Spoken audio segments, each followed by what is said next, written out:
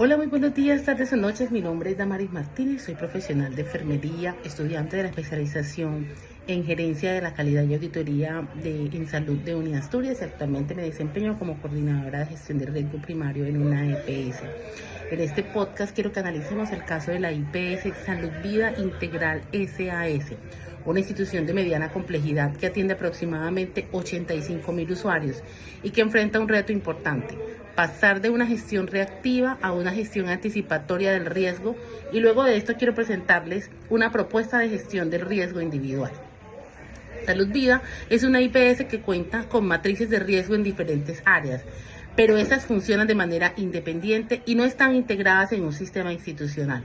También se identifican debilidades en la identificación sistemática de los riesgos, en los indicadores de seguimiento, en la documentación de los planes de acción y en la articulación entre el riesgo clínico y el riesgo financiero. La situación adquiere mayor relevancia cuando observamos que el 9% de los pacientes concentra el 48% del gasto anual de la institución, principalmente por enfermedad renal crónica, enfermedades cardiovasculares complejas, cáncer y multimorbilidad en los adultos mayores. Además, actualmente no existe un modelo predictivo ni una segmentación estandarizada por riesgo. Por eso la pregunta que orienta esta propuesta es la siguiente: ¿cómo podemos identificar anticipadamente a los pacientes con mayor probabilidad de complicarse, hospitalizarse o convertirse en pacientes de alto costo y actuar antes de que ocurra el evento? Para responder esta pregunta debemos partir del enfoque de gestión integral del riesgo en salud. El Ministerio de Salud y Protección Social plantea que el sistema de gestión integral del riesgo en salud busca anticipar los riesgos, intervenirlos oportunamente y contribuir a los mejores resultados en salud en una institución, además de la utilización adecuada de los recursos. Desde la perspectiva de una IPS, esto significa que no es suficiente con atender al paciente cuando llega al servicio de urgencias o cuando presenta una complicación. Además de eso, la institución debe disponer de mecanismos para poder identificar a las personas con mayor vulnerabilidad, garantizar la continuidad del cuidado y coordinar las intervenciones que sean necesarias. En el caso puntual de Salud Vida, la brecha entre la información disponible y la utilización para tomar decisiones es justamente la dificultad que se identificó con la auditoría. Además, se encontraron debilidades en la identificación sistemática de los riesgos, de los indicadores de seguimiento y de la integración del riesgo clínico con el riesgo financiero. También se evidencian dificultades en la gestión colectiva y territorial del riesgo. Es por esta razón que la propuesta no consiste simplemente en crear otra matriz. Se busca utilizar la información existente para construir una herramienta que permita priorizar pacientes y determinar qué intensidad de seguimiento requiere cada uno de ellos. En ese orden de ideas y teniendo en cuenta toda esta información, propongo entonces un modelo predictivo básico de riesgo individual, clínico y financiero, construido inicialmente mediante un sistema de puntuación ponderada. ¿Por qué comenzar con un modelo tan sencillo? Porque la institución actualmente no cuenta con un modelo predictivo ni con una segmentación estructurada. Antes de implementar algoritmos complejos de inteligencia artificial o de aprendizaje automático, considero necesario garantizar la calidad de los datos, definir variables confiables y desarrollar una herramienta que sea transparente y que sea auditable.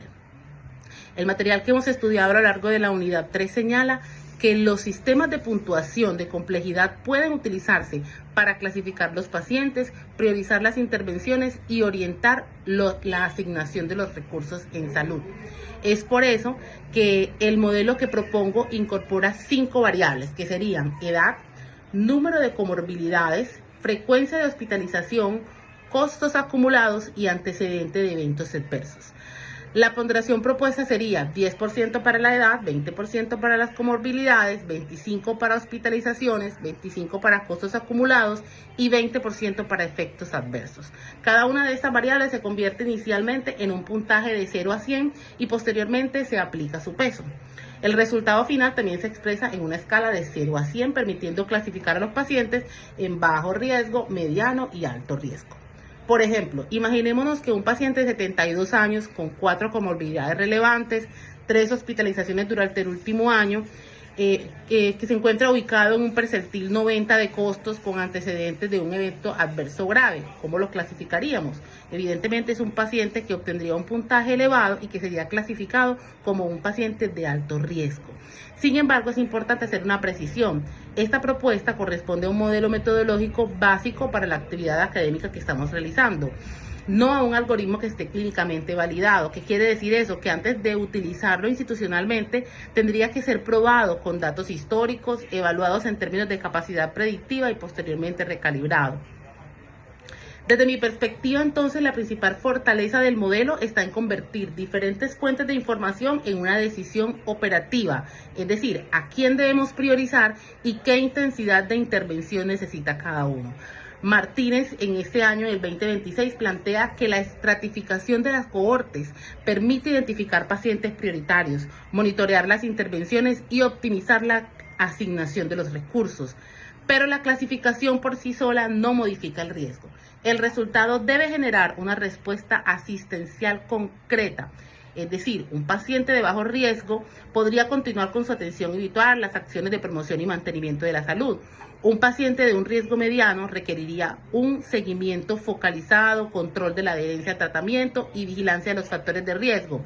En cambio, un paciente de alto riesgo debería ingresar a un esquema de gestión de casos, con seguimiento interdisciplinario, un plan de atención individualizado, conciliación de medicamentos, educación del paciente y de su cuidador, un seguimiento posterior al egreso hospitalario y la coordinación y articulación entre los diferentes niveles de atención. Por eso una idea fundamental de esa propuesta es que el modelo identifica el riesgo, pero son los profesionales quienes gestionan este riesgo. ¿Qué impacto tendría entonces esta propuesta sobre las cohortes de alto costo? En Salud Vida puntualmente sabemos entonces que el 9% de los pacientes concentra el 48% del gasto anual. Sin embargo, no todos estos pacientes tienen necesariamente el mismo nivel de riesgo. Algunos pueden encontrarse clínicamente estables, pero otros pueden estar muy próximos a una descompensación. Por esta razón, la segmentación permitiría diferenciar entre quienes ya tienen un alto consumo de recursos y aquellos que presentan señales tempranas de progresión hacia una mayor complejidad. ¿El objetivo cuál sería? Sería intervenir antes de que aparezcan complicaciones evitables.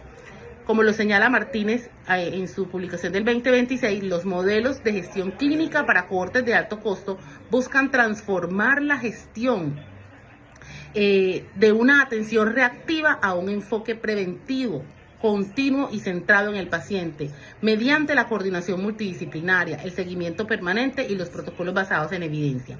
Esto también representa una oportunidad desde el punto de vista financiero y no se trata de reducir costos a cualquier precio, se trata de evitar costos prevenibles derivados de las complicaciones, de los reingresos, de las hospitalizaciones innecesarias, de las fallas de coordinación. Por eso la sostenibilidad financiera debe analizarse conjuntamente con los resultados clínicos.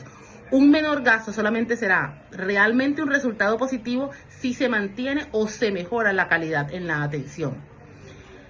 Basados entonces en estos datos, para garantizar que el modelo realmente funcione, propongo implementar un tablero de control con indicadores clínicos de utilización e indicadores financieros. Entre los indicadores clínicos incluiría complicaciones y mortalidad. En utilización incluiríamos hospitalizaciones, reingresos a 30 días, consultas por urgencias y estancias hospitalarias. Y en el componente financiero incluiríamos costo promedio por paciente, costo por episodio y gasto de cada una de las cohortes. Estos indicadores se tienen que revisar obviamente periódicamente y utilizarse para recalibrar el modelo. Si observamos que los pacientes clasificados con un riesgo medio presentan más eventos de los esperados, tendríamos que revisar las variables y los pesos que les asignamos. Si por el contrario los pacientes clasificados como de alto riesgo no presentan eventos previstos después de la intervención, será necesario evaluar si el modelo se está sobreestimando el riesgo. Esto convierte la herramienta en un proceso dinámico de mejora continua, es decir, identificar, intervenir, medir, analizar y ajustar. Para implementar entonces este modelo de salud vida necesitamos 4 fases. La primera sería una fase de consolidación, depuración de información, de bases clínicas, administrativas, financieras. La segunda sería aplicarlo con los datos históricos, con los datos retrospectivos. ¿Para qué? Para poder comprobar si realmente ese modelo me permite identificar pacientes que posteriormente presentaron hospitalizaciones, eventos adversos o altos costos. El tercero sería validar y ajustar los pesos y los puntos de corte con participación de los equipos clínicos, seguridad del paciente y gestión financiera. Y el cuarto y último sería implementarlo prospectivamente, vinculado a rutas de intervención y a un tablero institucional de seguimiento. Para finalizar entonces, considero que el principal desafío de la IPS Salud Vida no es la falta de información. La institución sí dispone de diagnósticos, hospitalizaciones, eventos adversos, información financiera y programas de atención. El verdadero desafío está en integrar esa información y convertirla en decisiones oportunas. La propuesta de un modelo predictivo básico permitiría avanzar de una gestión reactiva hacia una gestión anticipatoria, identificando el paciente que necesita mayor acompañamiento antes de que aparezca una complicación. Y quiero cerrar con la idea que resume el propósito de esta propuesta, y es que el valor de un modelo predictivo no está solamente en predecir quién puede presentar un evento, sino en permitir que la institución llegue antes de que la complicación aparezca. En gestión del riesgo en salud, anticiparse significa identificar al paciente adecuado en el momento adecuado con la intervención adecuada y utilizando responsablemente los recursos disponibles. Muchísimas gracias por escuchar este podcast.